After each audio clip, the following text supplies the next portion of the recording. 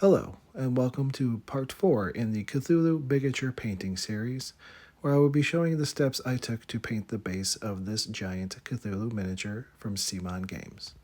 The paints currently shown on the screen are all of the colors I used to create a natural looking base, and a list will be at the end of the video. One of my first steps was going in and darkening all of the shadow areas that were covered by the zenithal priming that I did in part 3. To do this, I applied a dark wash of the lamp black to all of the under areas of the rock formations as well as the rocky texture I applied in part 1. I work around the base of the miniature, adding paint to the bottom and pushing it upwards, and then adding water so that it will run into all the cracks and crevices of the base. Any excess paint is dabbed off with a paper towel before it runs all over my table. Depending on the size of your miniature or diorama, this can be a rather time-consuming process, however one that is necessary in order to create depth for the colors we are going to apply in the next steps. And of course, if you're impatient like me, you can always use your trusty hairdryer to come in and blast all the areas you've just painted to help dry quicker so you can move on to the next step.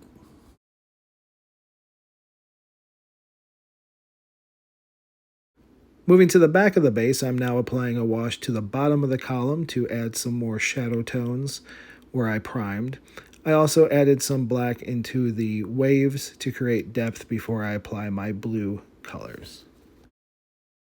After applying paint to the bottom of the column, I'm now going in with just a wet brush and pushing paint up the column to feather it out and give a more gradient shadow tone towards the bottom.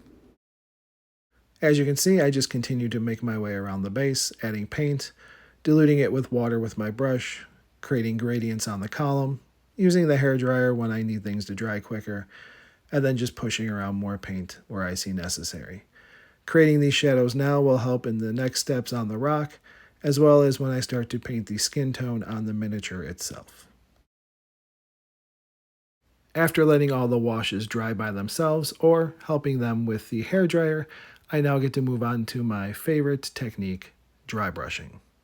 Dry brushing is when you would take a large flat brush, apply some paint, and then rub off most of it onto a towel or napkin or paper towel, and then apply it onto your base or miniature in a top-down motion. The idea of dry brushing is you are just picking up the topmost details while allowing the darker washes that we already applied to show through.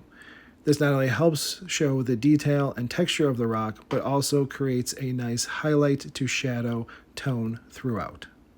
I'm using the 3 shades of gray, not 50, previously shown in the video, to now create the color variation throughout the rocks, starting with the darkest tone and hitting all of the rock, then the medium tone through about half, and the lightest tone from the top, to create that variation and highlight shadow effect on all of the rock formations.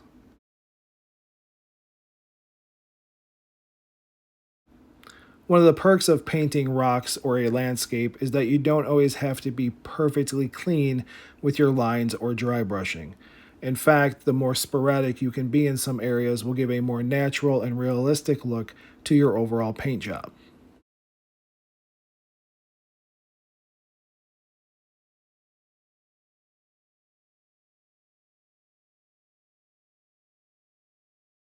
Once I was done using the gray tones on all the rock formations and columns, I now went through with the brown tones that I picked for the ground texture and applied that throughout the base. As you will see while dry brushing the brown, I allowed some of that to overlap into the gray rock formation to make everything have a more natural look. Here I'm going back and touching up some of the rocks and smaller stones that I wanted to have be more gray than brown. I also decided to add some green tones along the areas by the water, not only to give a more realistic look, but also break up all the gray and brown throughout. As you will see before I move on to the water here, this is what the base looks like with the gray, brown, and little bit of green that I had added already.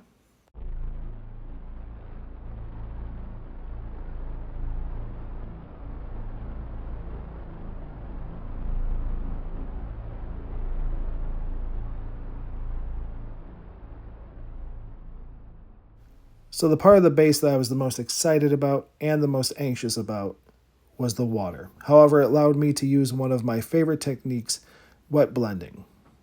Wet blending is when you take two different colors, usually a darker color and a lighter color, paint them next to each other, and then using either a wet brush or the paint still on the brush, blend the area between the two together. For the deepest parts of the ocean, I'm using dark sea blue, and then right next to that, I'm applying blue-green and blending those two together.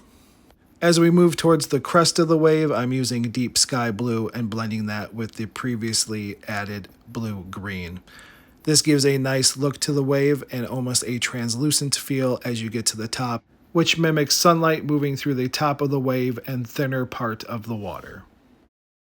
I continued down the main wave, and then once that was complete, repeated the process for the smaller wave behind it, and then the wave that was crashing against the shoreline. Once the blues were dry, I went back in with an ivory and did a dry brush over most of the water area. This was to mimic the bubbles that are produced when waves are moving to show motion, and if a little bit of the ivory got onto some of the rocks of the shoreline, I was not concerned because then this gave the illusion that the rocks were wet from the water crashing against them.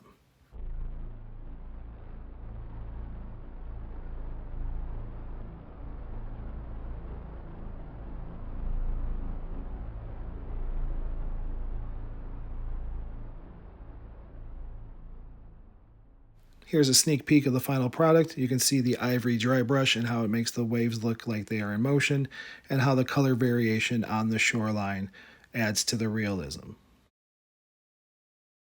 Thank you for watching and for the continued support. Next video will be where I show how I painted the giant Cthulhu miniature, so make sure you subscribe. If you have any questions, leave them in the comments below. But most importantly, enjoy painting.